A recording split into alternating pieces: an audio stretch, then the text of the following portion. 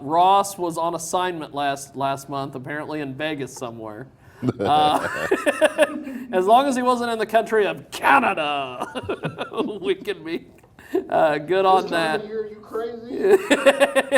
And then we have my good friend Josh Bernstein from the Josh Bernstein Show, and he is also a representative for AMAC, and we will talk about the healthcare situation and how your buddy Obama screwed it all up. My buddy. That's what will.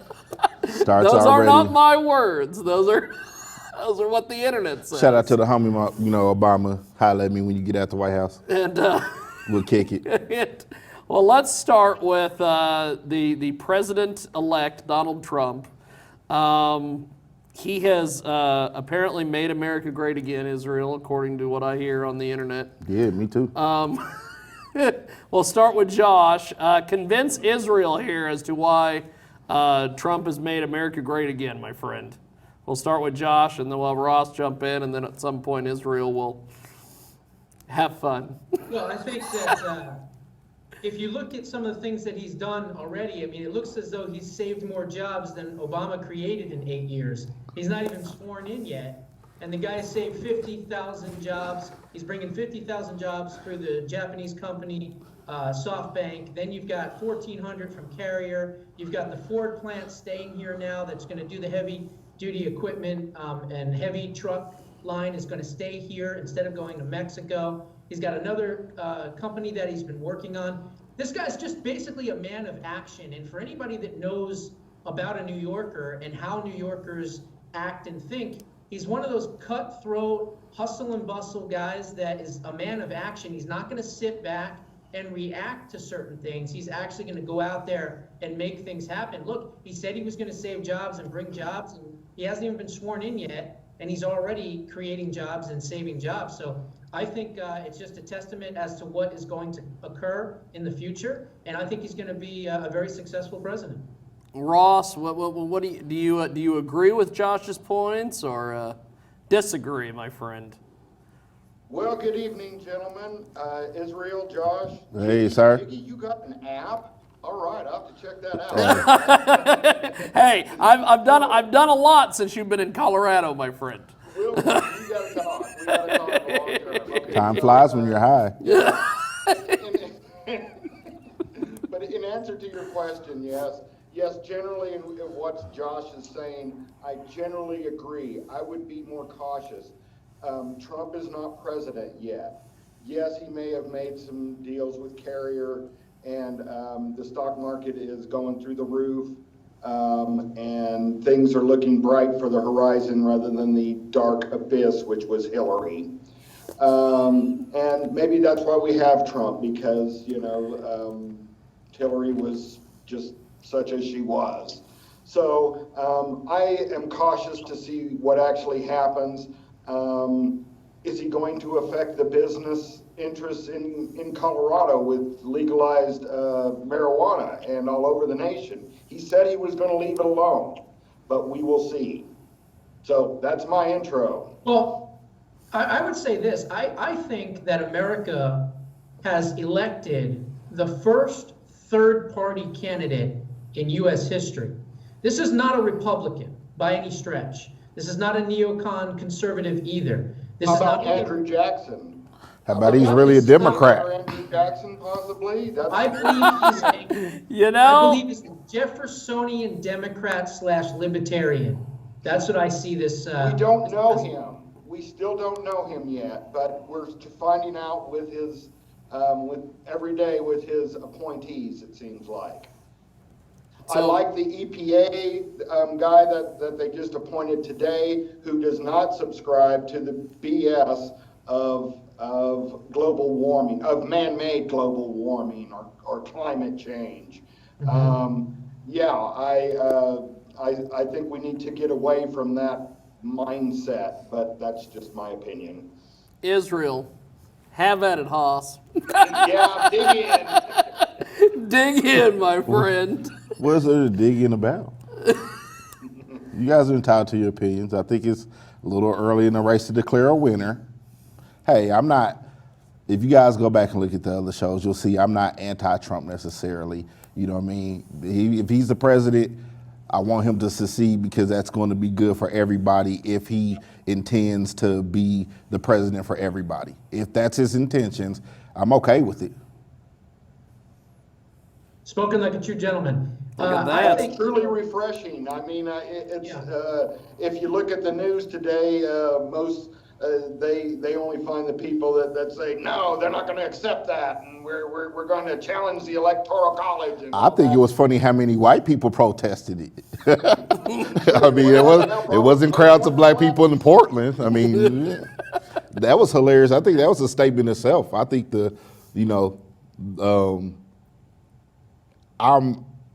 I consider myself somewhat a professional, at least on Tuesdays and Thursdays of leap year.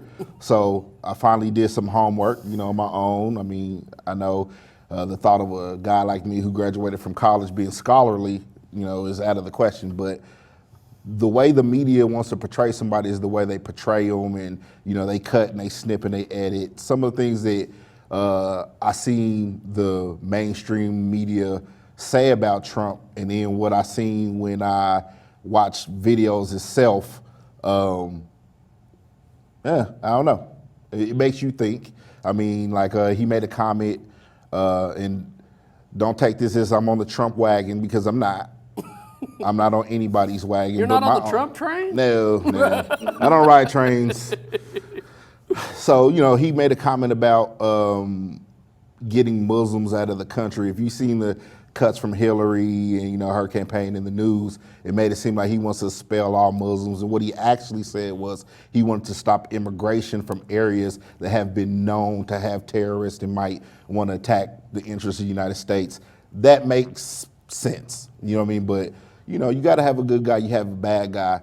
My whole point is whether Trump or Hillary, and I'll say it again, it's all a ruse. It's WWE, it's scripted. It's to distract everybody from the real elite who actually make the decisions, and that's based on money. And if you want to dispute that, that's fine, but I guarantee you, if I'm not a Democrat, but if I was, and you're a Republican, and we had business interests together, I guarantee you our party affiliation wouldn't stop us from getting money.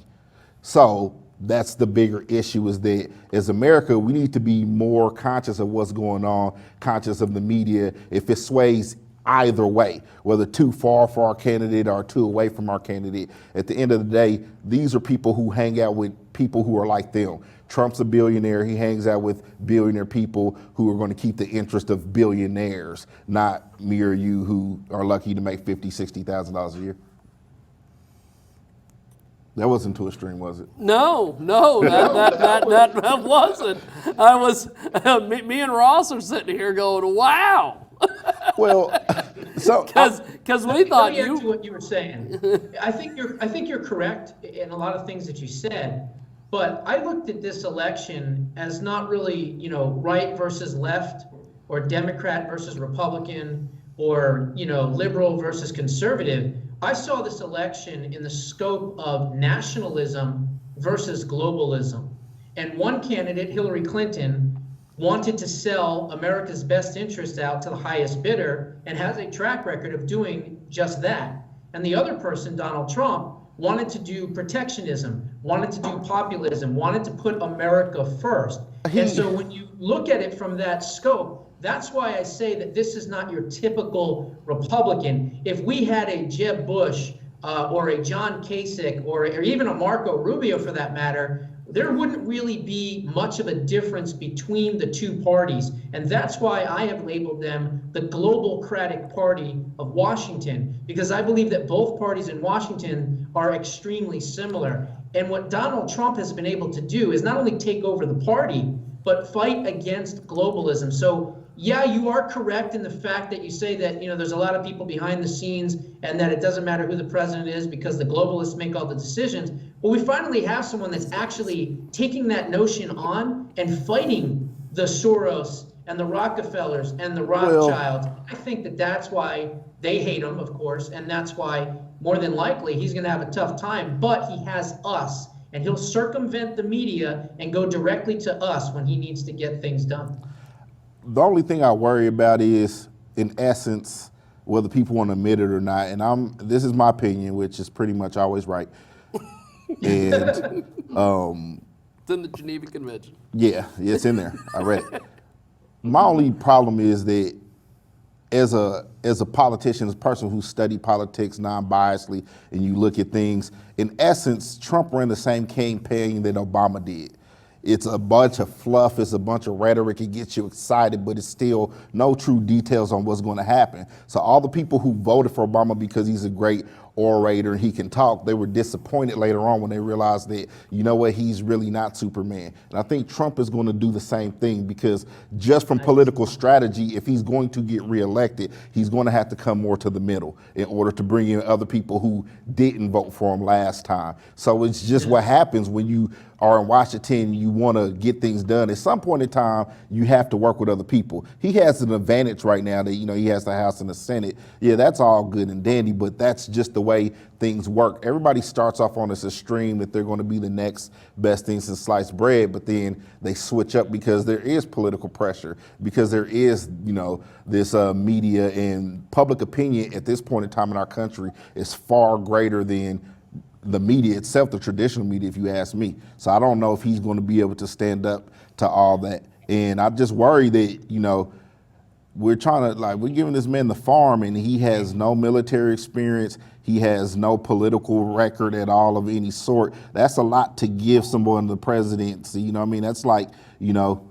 Well, But not since the 1920s has there been the three branches of, you know, legislative and executive, at least, you know, House, Senate, and presidents that were Republican. So if they want to get things done, the Democrats, they don't have much say about it now. That's true. The Senate has gone the nuclear option, which just means that 51 votes are required, and there's 51 Republicans in the Senate. So, Well, yeah. I mean, they can go for the throat and just ignore all the centrists and so forth. I would hope they don't. I would hope he doesn't. I would hope he goes more down the middle, like you are saying, Izzy. He's going to. He's going to. Guy out here, and I call him Izzy. Hey, it's all good. Izzy, let me agree with you, Izzy, on one thing.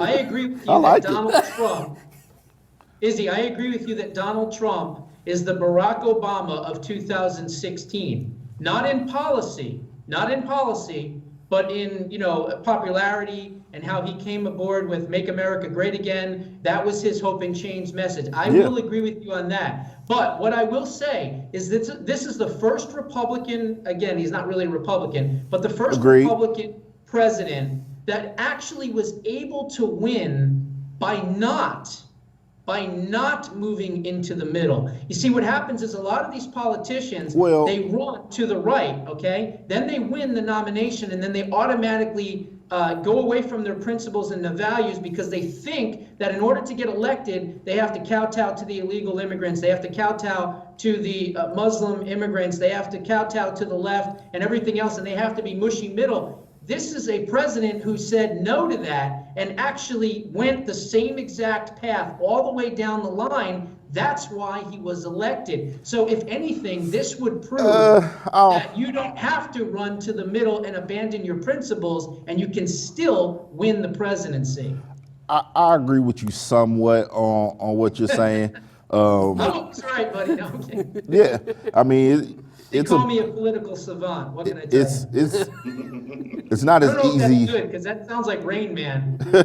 It's not as easy as it looks always being right, trust me. But I try to, manage. I agree with what you're saying, like, as far as his tactics and the way he went about it, I agree with you, but I don't think that that's why he ran. One thing that you were talking about is the difference in, this campaign between, conservatives and Democrats, Republicans, and yada, yada, yada. Part of the reason why Trump ran is because of some of the things he said were, inflammatory. I mean, there's just no two ways about it. But there's different levels of people that voted for Trump. There's different levels of people who have different understanding. There are those that are racist, and that's just what it is. They take his statements as truth, and whatever else. Then you have the other person who's like, maybe they're not the racist person, but they're also not like this elite person either. So they're more in the middle. So they just overlook what he says because they feel like his policies are good. My personal opinion is that Trump won because he tapped into a lot of the racial tensions that are going on. If you're from Kansas like us, I've been to bigger cities, wherever you're in the United States, you go 20 minutes outside of that city, you're in rural America that's predominantly white. Some of these counties, like just in Kansas, for example, I had a friend I went to college with who said he never really had a conversation with a black person until he had one with me at college. So what that tells me is this community that he comes from is predominantly white, and they're behind in the times and they're thinking because they don't have to consider any other thoughts for minorities, for blacks, for women, for whatever else. So when they walk around town and they have all this rhetoric, it's fine. He tapped into that voter base. The United States is still very much rural in a lot of ways. When you add those people that are surely going to vote for him, you add that like 53% of white women voted for him, and then you add in the people in the cities who actually agree with him. Yeah, I mean, I'm not going to say I wasn't surprised that I he know won. exactly what you mean there, Izzy, because yeah, when I went to Fort Hays, many of those kids out there were from like, McDonald, Kansas, and Payola, Western and Kansas. yeah. And I mean, they're 99 or 100% white out there, Yeah. admittedly. And so they have no cultural conception. Absolutely. It was, living in Salina, a more mixed city, Yep. that way. With, I still wouldn't say, you're going to get the full black experience in Salina, but Well, but I think over 10%. Last I knew, I might be wrong, but I think over 10% is black in Salina, and closer to 20% is Hispanic now. Right. And maybe even 5 or 6% is Asian. Right. So it's not just the 99-100% white. right. Well, so that was my only thing. That was my only problem with the campaign, because Obama gets accused of race baiting anytime he speaks on race at all. He's race baiting, and then Trump, maybe he doesn't come out and just like blatantly say things, but he suggests things, or he doesn't deny things that are said in that way. So to me, that makes it just as guilty. It's like, Jiggy says, I'm going to slap you. And I'm like, well, I didn't say it. I don't necessarily think that Donald Trump won the presidency just based on white support. Obviously, there was a lot of white support, but I think more than anything else, the reason he won is because he was that outsider. He was that blunt, in-your-face, unapologetic businessman that was telling it like it is, and he didn't care. He didn't have another campaign that he had to run. He didn't have lobbyists that he had to pay off. He just went out there and said what he wanted to say, and people loved it and some people hated it, but he was real. And that's where I think that the difference was, because on the other side, I mean, let's face it, you had Hillary Clinton, who was the establishment, who was part of everything that this last 8 years the American people wanted to run from, not to mention the fact of the economy and everything else being in shambles, nobody having any jobs. So he provided an opportunity I and a wouldn't quite message call it in to the people shambles. that were forgotten. So I think that that's really where it came from. But, the creation that is Donald Trump is actually the responsibility of the Republicans, not necessarily Barack Obama's horrendous 8 years record. I believe it was more horrendous. Well, listen, I believe Did it was you much more pay attention to public- Bush's 8 years before that? So Bush was how much also time does an global. incoming president have to deal with his predecessor? Bush was also a globalist, but here's the thing. I labeled Donald Trump Trumposaurus Rex about 11 or 12 months ago. And I said that he is the creation, the monster, if you will, that the House and Senate Republicans created due to their lack of conservatism, due to their lack of moral clarity and conservative values. There was a void in the Republican Party. So a Donald Trump never could have even arisen or run for president if that void was not there. He filled that void. Now, the reason he was able to get away with saying the things that he was able to say is because he wasn't a stranger to us. We weren't watching The Apprentice to find out who he was going to hire. We were watching The Apprentice to find out who he was going to fire. And so the rhetoric and the language and some of the things that he said, we have been conditioned to hear that throughout the last 35, 40 years. That's why he was allowed to get away with saying some of the things that he said. We've got Josh Bernstein with us tonight. We've also got my good buddy Ross Long, Israel, who has got a new nickname tonight, Izzy. Yes, sir. Here on Live from Salina. And It's not easy to work anymore. I want to move on to our next topic here, and that's healthcare. Is Donald Trump or anybody going to be able to fix the circus that is our healthcare system? I know people who have the option of buying food or paying for their healthcare. They buy food. So I say buy your Israel, medicine and steal the food. That's what I would buy do. medicine and steal the food. Okay. I mean, you know, it's American to have freedom of choice. So choose. Do you want to steal or do you want to be healthy? Everyone knows that. Well, the problem is we shouldn't be in that position to have to even make that choice if it wasn't for Obamacare. Right. Let's face it. Obamacare. So Go ahead, Izzy. Let you go first. Yeah, go. everybody who is in opposition of Obamacare, let me first start by saying that, do I think it's a perfect piece of legislation? No. Do I think it can be better? Some things can be done? Yes. But overall, it's still just a Band-Aid for the overall problem of, you know, healthcare in our United States in the first place.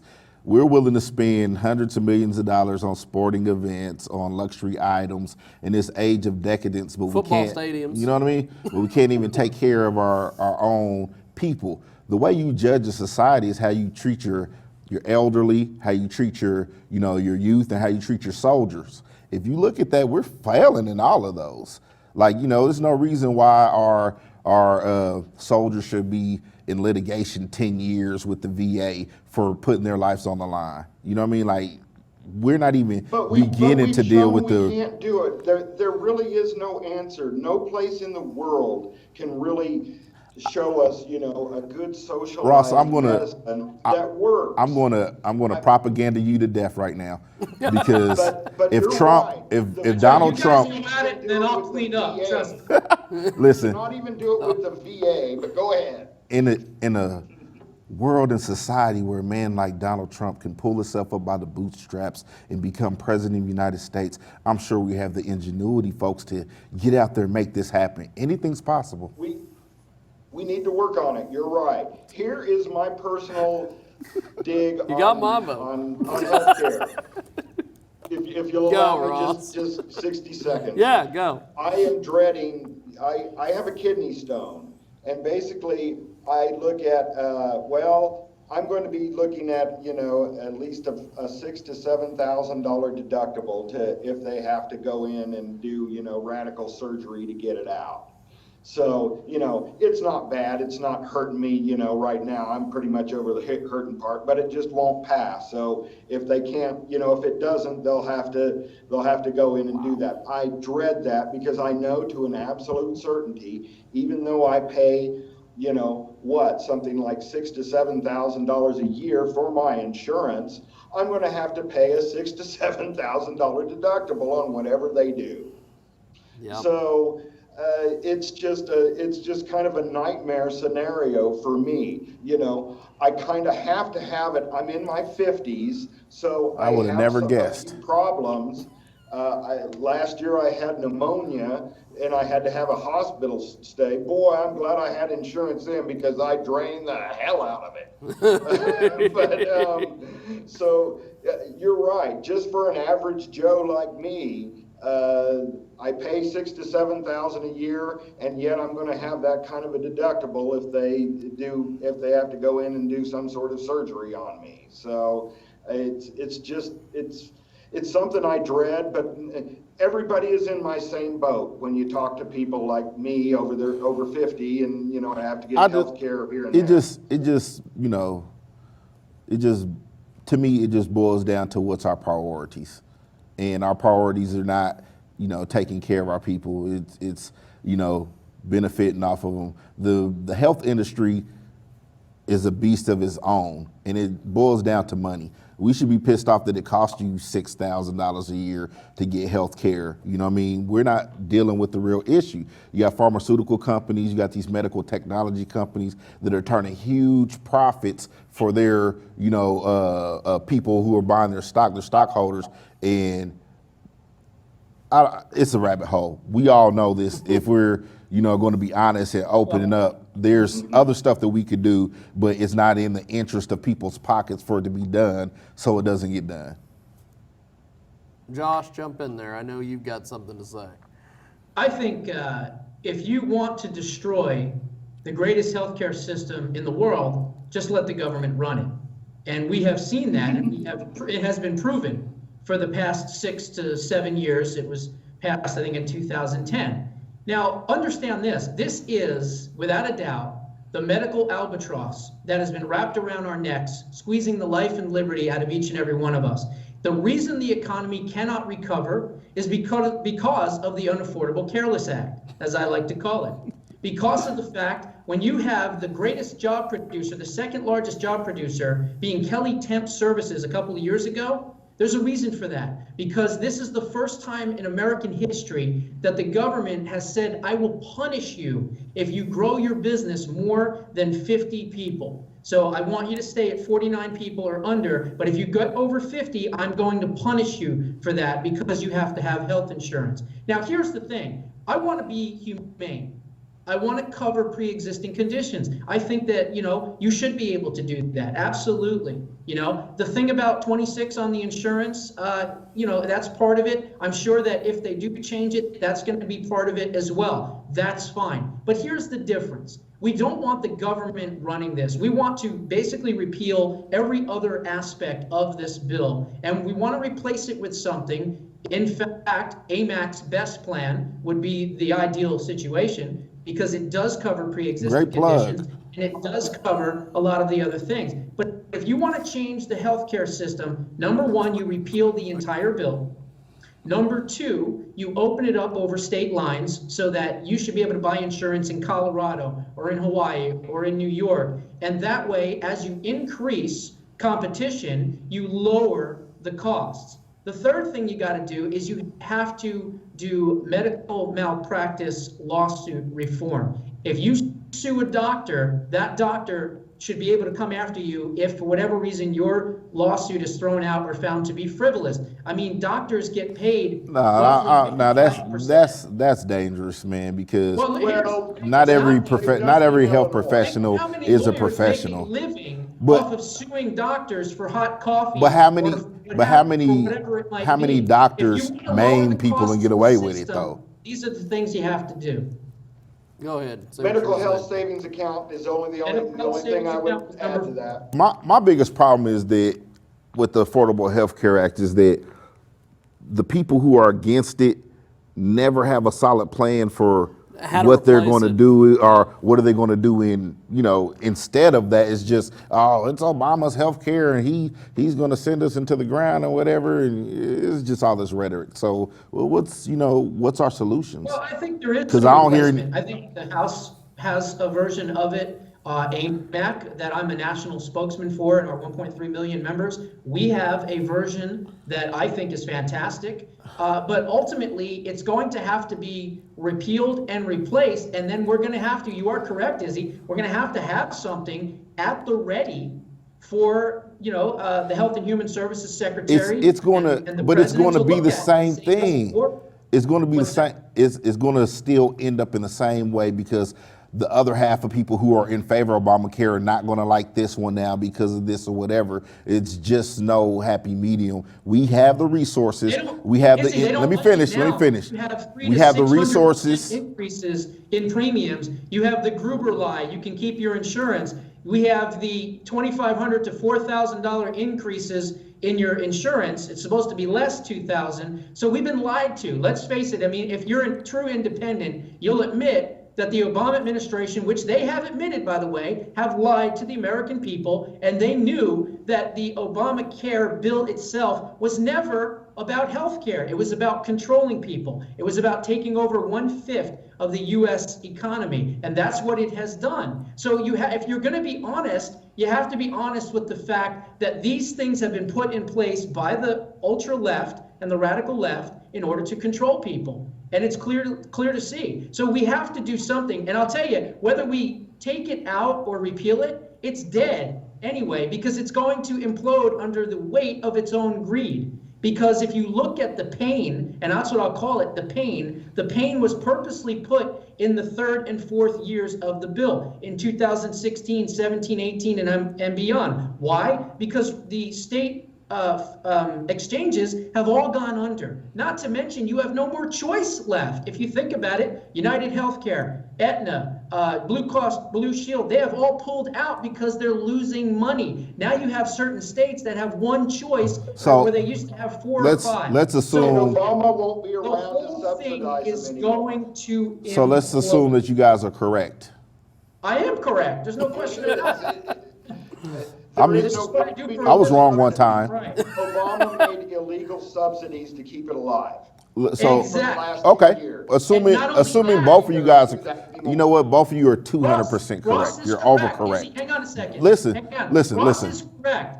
The state subsidies are at What gets you in? 99% the first year. The second year, they drop down to 97%. Then they drop down to 94%, so on and so forth. So as the people, the youngsters, the indestructible youth that they were banking on to be part of the system, as they stop holding the insurance, carrying the insurance, and being part of the system, what do you think is going to happen? The state exchanges are going to implode, number one. And number two, they're going to have to be subsidized by the government to get that remaining 10 or 11% that is no longer there anymore because of the way that it was set up. So now the states are either going to have to raise your taxes But Josh, or file bankruptcy. Josh. Okay, Simple go, as that. Israel. But Go ahead. Your turn, Izzy. you're forgetting that we have the savior of the world, DJ Trump. He's going to save it all. DJ Trump. He's going to make it right. I think you left that out. Remember, because your whole rant at the beginning of the show about how he rose on the third day, he walked on water, he won in Michigan, and now before he won even in been in the Michigan. inauguration, he's going to change If the we can roll world. back Hold on, Ross. here. Hold on for a second. Okay, go ahead. Go. Please, no, You go, got, go. you got. Hey, it was very articulate what you guys just said, and you know how you guys were vibing with each other. I thought it was nice. It was beautiful. It needed a montage. You know what I mean? But Everybody needs a montage. you gotta have one. You know. But you guys are still That's missing voguing, my point. Ross. Go. So you guys just named every single thing that you felt was wrong with it. What is the alternative? Well, the alternative is not to have the government run it, to have private industry run it. But then That's what the you do worst is thing that you give- could have. Wait a minute. If you No, it's haven't not. noticed, private industry doesn't care about people. That's why they're Well, private it's not and they keep things to themselves. None of What these you do- companies are in business because they want to see incentivize Josh them. sleep well at night. They're in business You because they want to make incentivize money off the of Josh. Private insurance companies by giving them tax breaks. So you give for it to- having you cover give- all of the people. Shouldn't the that they government were have the supposed interests of to people in cover. mind, right? That should What's that? the government is of the people, so it should have the interests of the people in mind, right?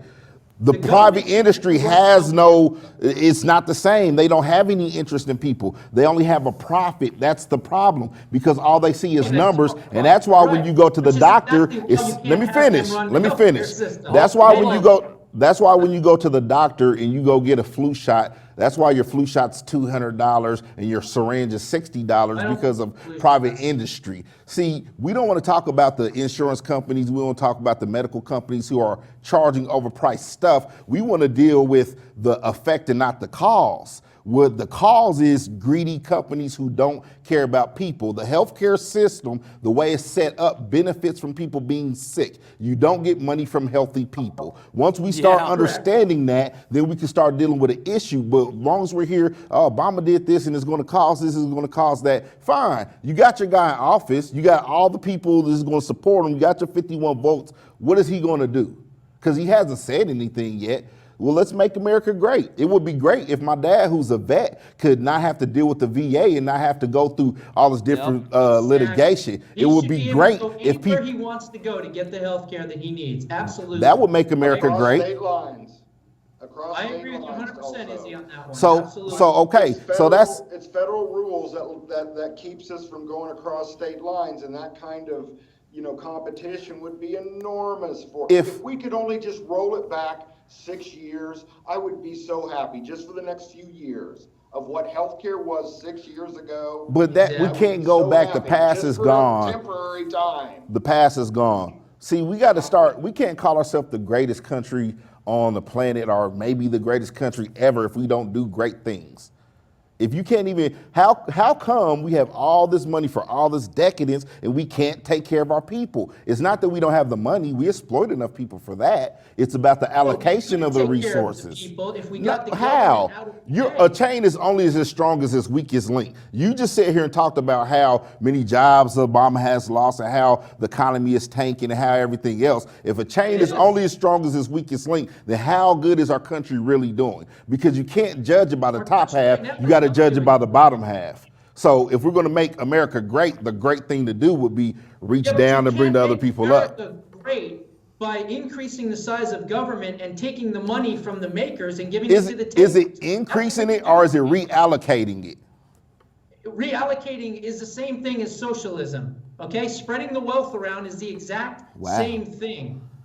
Listen to me. Well, if it's socialism, fine, whatever. You label whatever you want to. Tax the people that create the jobs. They can't create as many jobs. So what happens? Your unemployment goes up. You have less people paying taxes, and therefore the country is in stagnation. Josh. If you lower the taxes on the job creators, the 65, 70% of people that create jobs, guess what? Your tax base increases. Josh. And you have less unemployment and more people working. It's 6th grade math. That sounds like it's Izzy, straight out of the conservative manual. You're trying to say that we're not caring for our own. I mean, the poor are cared for. I mean, we have Medicaid.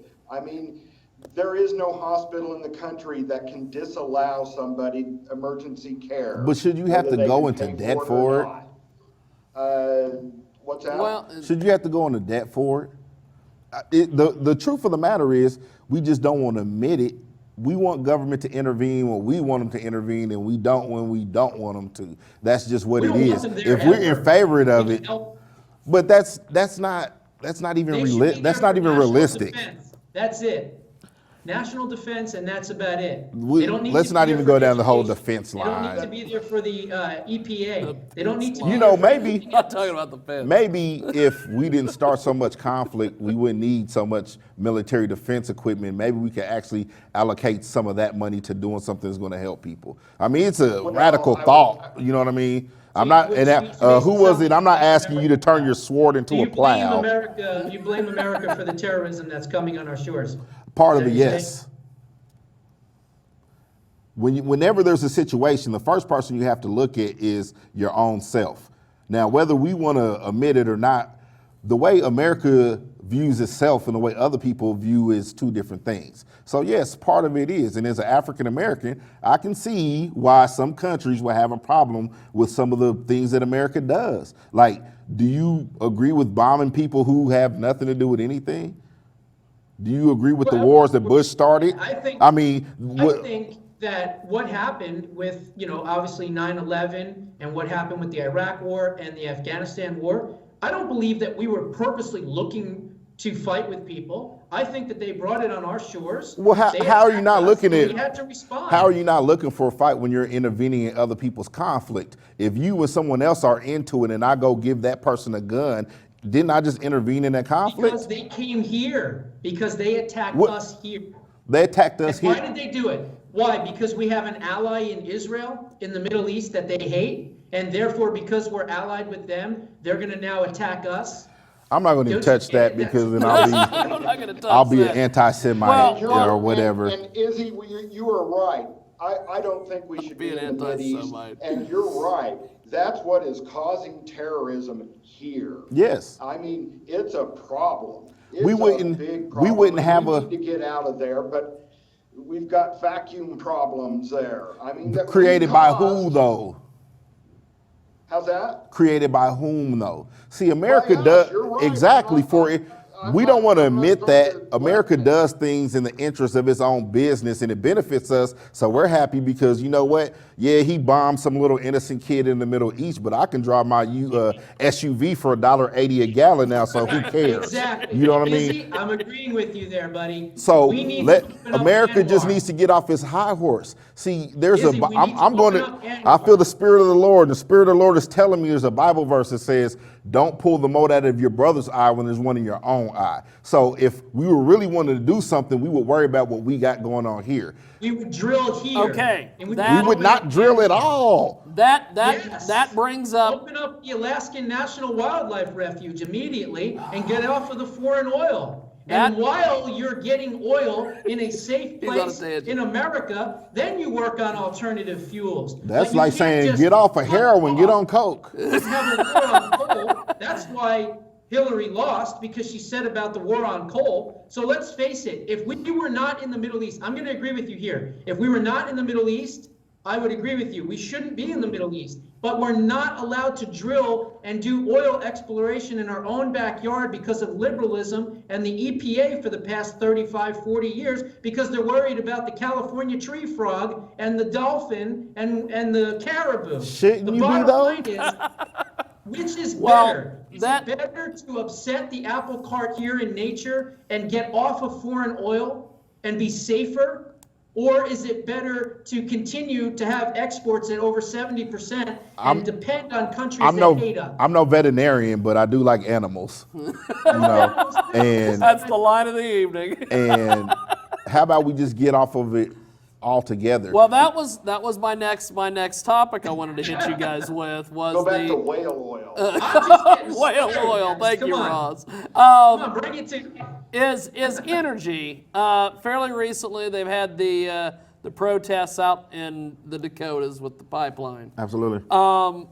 Why don't we explore alternative energy? And I'm going to embarrass my fiance right now, who's in the production studio. My very hot fiance works for a wind energy company called Siemens, and they're making a ton of money. Why can't we go to wind? Why can't we go to solar? What's going on? Convince me that I'm completely off base with this alternative energy stuff. Jiggy, And here out in Pueblo, we have Vestas. They make the wind Vespas, the turbines. little motorcycles? No, Oh. Vestas. Oh, okay. Which is they make the big turbines. They're on par with like a GE, I believe. And they're successful. And we paid a lot of money and gave them a lot of tax breaks to come into town and bring us a few jobs. But you know, it's just okay. The alternative energies don't have the potential of what we need right now. I'm not saying we should not develop them, but things like solar, well, those only last a few years until the sun burns them out. They just burn that's out. because- And then what do we do with the old panels? We have to throw them away, essentially. They're not really recyclable very, very well. So that's a hard one there. I like the idea of wind, but it's never constant. I mean, we need constant power to run factories and you know, be an industrial nation again, if that's what we're going to be. Well, But, go ahead, Dee. Josh's point that he made earlier before we started this part of it was part of the reason why we can't drill in Alaska is because Bill Clinton, before he left office, one of the things that all these presidents do when they leave is they make, I don't know if they're called executive orders, but they make Yes, they they make these orders where nothing, you know, it doesn't matter who comes in, they can't change it. And one of the things that Bill Clinton did before he left was he's like, you can't drill in Alaska. Sorry, it's protected land. Maybe we should. So- I mean, you know, Ross, you're out there in Colorado. I'm sure maybe we could convert over to hemp oil. It could be like, you know. Hey, don't laugh. We're one of the few states that they're experimenting with hemp that way. Listen, but yeah. Part of why Go ahead. we're having so much turmoil in our globe today is because we're on the cusp of a change. There's an old way of thinking and there's a new way of thinking, and it's being divided. We have to be good stewards over the things that we're given. The things that are given to us are not necessarily for us, but it's rather for us to share with other people. So someone natural refuge, or however you want to put it, left a pretty nice planet for us to be on. You know what I mean? So maybe we should think about leaving a nice planet for someone else and not for the point of gain. It takes. But we do see things so much more. I mean, don't think that, Republicans are for, dirty air and dirty water. We do things so much more cleaner than we did in 1970. I mean, our streams and rivers are so much cleaner. Our, air quality, even in cities, are. I'm just saying we can't just better. keep like. I mean, it's insanity to think that we're just going. We just got to reinvent it. If we do it, it's just failing. That's all it is altogether. It's just failing. Ross, you're right. We can't tomorrow just go strictly on solar energy or whatever. But there's so many different types of. I seen I'll let you go. But I seen a documentary about the guy who started 5 Hour Energy and how he created a bike that you can ride for an hour to power your house for 24 hours. But of course, the oil companies don't want that to happen because then they can't make me and you. They're. Yeah. There's definitely financial interest here, and there's financial interest that's going to block a lot of the alternative energy ideas out there. There's no question about it. But here's the thing. I look at this from a national security standpoint. Should we be in Iran or Saudi Arabia or Libya or Iraq or any of these places if we didn't have a vested interest in oil exploration or what have you? More than likely we wouldn't. But we're being forced. That's the thing. This is a national security issue. We're being forced to be in these types of countries because of the environmental lobby in America that has blocked for the past 30, 35, 40 years the exploration in our own backyard, whether it's ANWR, the Alaskan National Wildlife Refuge, whether it's off the coast of Louisiana, whether it's off the coast of Florida, whether it's fracking, whether it's in North Dakota, which is doing fantastic based on it, whether it's in Colorado, where Ross is. We should be able to explore those things here, get off of foreign oil, have a better national security because of that. And then while we're doing that, while we're drilling here and getting off of foreign oil and making the oil and everything else here in America, then we can start working on alternative How about we just get off of oil energy altogether? and eventually weed off of oil. But we can't do it the way we're doing Josh, it now. I agree with you. I mean, the problem is that their sand is over our oil. If they just move their sand, we could get to our oil and we wouldn't have to, we wouldn't have to have problems with them. You got to do an oil for illegals with Mexico program. Mexico has a lot of natural resources and tons of oil. And for every illegal we handle and take care of, we should get a barrel of oil from them. But that's a story for another day. Well, hey, let's not just. Why not just bring back program? Why not just bring back indentured servitude? Well, there is that. I mean, if we want to just really get cheap oil, let's just make them work for free. I mean, wouldn't that be even better? Well, we can have the wall built and have them, take the illegals and have them build it. And then once they build it, put them over the other side. Free labor. Only problem. Oh my God. Only problem with that, Josh, is that they build I'm halfway joking, by the way. The only problem with that is that they build tunnels. So. That too. Well, they do. They do. But you know what? We're going to have the Trump wall, the Trump Plaza wall. Hey, it's going to be made of gold and diamonds, probably, right? With a big T in the middle of it. Yeah, why not? It'll permeate into the ground for 50 feet. We're going to have to blow up the tunnels. I'm sorry. Or you know what we do? We put a big giant moat around it, right? And fill it with alligators. Go ahead and try to swim through that. Yeah. Okay, my final topic here that I want to cover with you guys, and this is always something that me and Ross talk about constantly, partially because I love the tax benefits. Ross will just say loves the tax benefits too. The legalization of marijuana. It seems like it does the thumbs up every time.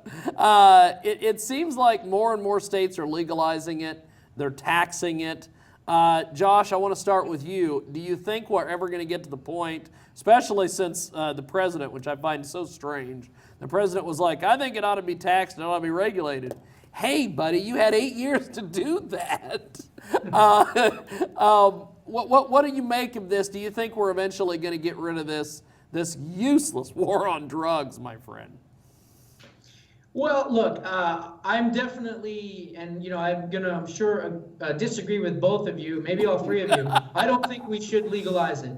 I do see it as a gateway drug. I'm not going to say that I've never used it because that would be a lie. I have, but I don't see the benefits of legalizing it. I think if you're going to legalize it, maybe in certain small instances, for instance, God forbid someone has cancer and they need it for chemotherapy relief, or glaucoma, it should come from a doctor. It should be like a doctor's note. Dr. type of thing. Green Thumb It should not is a be doctor, a Josh. dispenser that you can say, hey man, I get these headaches every now and then, and I need a big old joint to make me feel better. That's where I think the issue is. I think you have more people on the roads that are high, heavy equipment operation, less initiative to go out there and work and things like that. So I see the negatives of it from a societal standpoint, not a personal thing that, hey, it would be fun to use it every now and then and not be in trouble. I don't see it from that perspective. I see it from a societal perspective, not thinking that everyone out there is going to have restraint, if you will. Ross, Well, Ross, have fun with that argument, sir. I love you, brother, but I couldn't disagree more. For one, Colorado has had it legal recreationally for nearly 3 years now. Yep. The experiment is working. Amen. I'd like to see your study on the gateway drug thing, and you won't be able to show it to me because there are none that show pot leads to heroin or meth or whatever. Ross, haven't you seen Reefer Madness? You might think it does, but maybe a drug dealer that you go get your pot from, oh, he's got pills, he's got heroin, all the good stuff.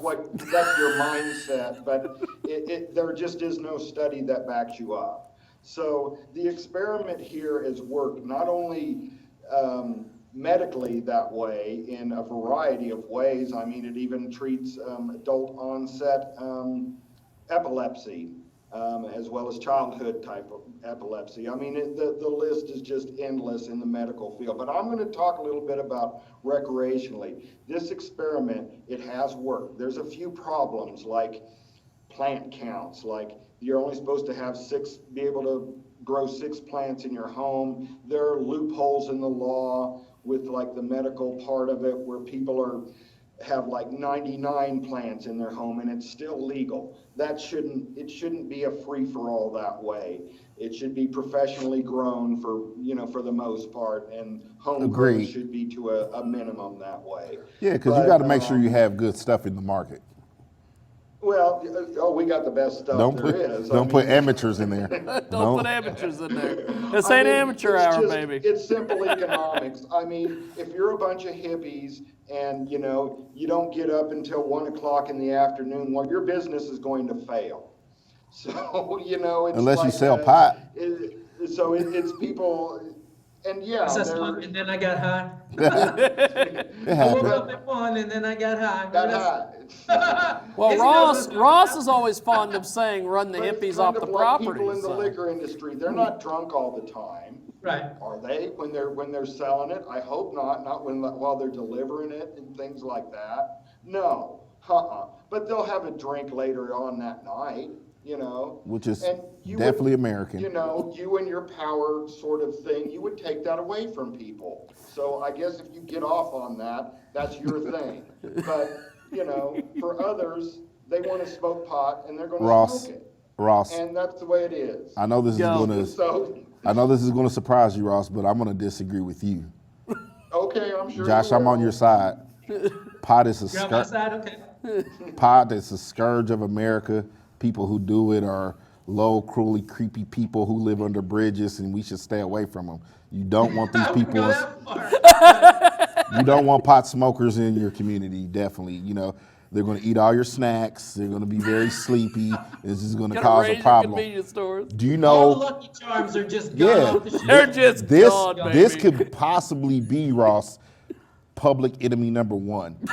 Do you know? Wow.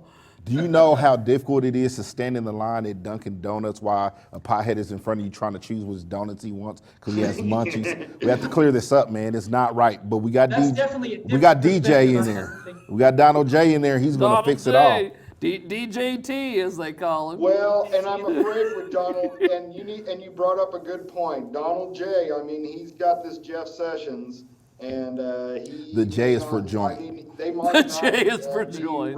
That's He cute. said during the campaign that he wasn't going to mess with the states where it's legal. I just want he Trump. might crack down on Colorado that's got this free-for-all with all this plant count that way. But beyond that, hopefully he'll keep his word and, keep his pit bulls at bay. Keep his pit bulls. It's been rumored that the Constitution was written on hemp paper. So I think when Congress is in session, they should definitely have to smoke a joint before the proceedings. They're still angry after that and can't get along with the opposition across the aisle. Then just smoke another one, and then everyone will come together. Well, I don't think There was a- DJT is going to be smoking. I don't think he's going to either. I've heard many rumors that he's straight edge. He doesn't drink. He doesn't smoke. He doesn't drink. He doesn't smoke. He doesn't do anything. He doesn't poke and spot. that's why him being 70 years old, he's probably going to keep his marbles for quite some time. Yes. Well, That's assuming that he has them. But I knew you were going to go there. well, as we wrap up here, Josh, how do we get a hold of you online? Watch your television show, all that stuff. Well, you can go to YouTube and just pull up the Josh Bernstein Show. You'll find hundreds and hundreds of videos. You can go to my website, the Josh Bernstein politicalwriter.com. But also, if you're out there and you're over 50 years of age, and let's say you are a member of AARP, and you want to try something completely different, a conservative alternative to that, please check out amac.us, www.amac.us, or you can call toll-free 1-888-262-2006, 888-262-2006.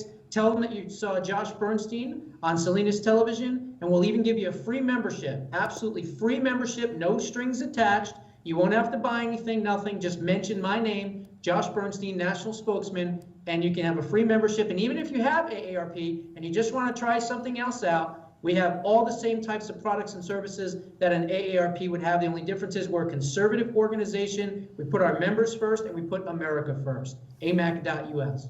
Ross. wow, that was great, Josh. Ross, I'm assuming the website is still rossvideos.info. No, it's rosslong.info. Rosslong.info. Yes, rosslong.info. And you can, I don't have a great spiel like Josh that way. But yeah, some of our old stuff is on there, Jiggy, and you'll just have to go explore it, and it's kind of fun. And Israel, how do we get a hold of you? You can find me at that's IsaacZebra316.com, where you can find music videos, you can find music, links to some of my blogs I've done. By that hat like you had last month? Yeah, I left the hat this week because I was going to wear my Make America Great Again hat, but I think it got lost in the mail. I called Donald. I said, hey, buddy, now that you're in, what's up? Come holler at me in the hood. And he said he was going to get to me, but he had this thing in North Carolina, something about inauguration. But yeah. It happens. And if you want to get a hold of us, if you want to get a hold of me, you can get a hold of jiggyjaguar.com, or you can download our app. It's in all the app stores, or go to jiggyjaguar.us. And I want to thank everybody here at Community Access Television for going above and beyond to help me, Ross, thank you, Josh, Yes. and Israel put this show on. And personal thanks to Marnie Ryan, even though she probably isn't watching, but thanks to her for allowing me and Ross on the air again after all these, all that nightmare that I woke up from, and I was like, oh, I'm back at Access. So I want to thank everybody for watching, and thanks to our crew in the studio and outside of the studio, and for Josh Bernstein, Ross Long, and my good friend Israel. Have yourself a wonderful evening, and Merry Christmas. Merry Christmas. See, we can say Merry Christmas again. And I'm Jewish, and I'm still saying Merry Christmas. I'm only going to say Merry Never Christmas to say Black Happy Santa Claus. Holidays. I'm only saying Merry Christmas to Black Santa Claus. That's it. Well, then Well, I guess I should say Happy Kwanzaa to you. I'll take it. We'll see you next month here on Access TV.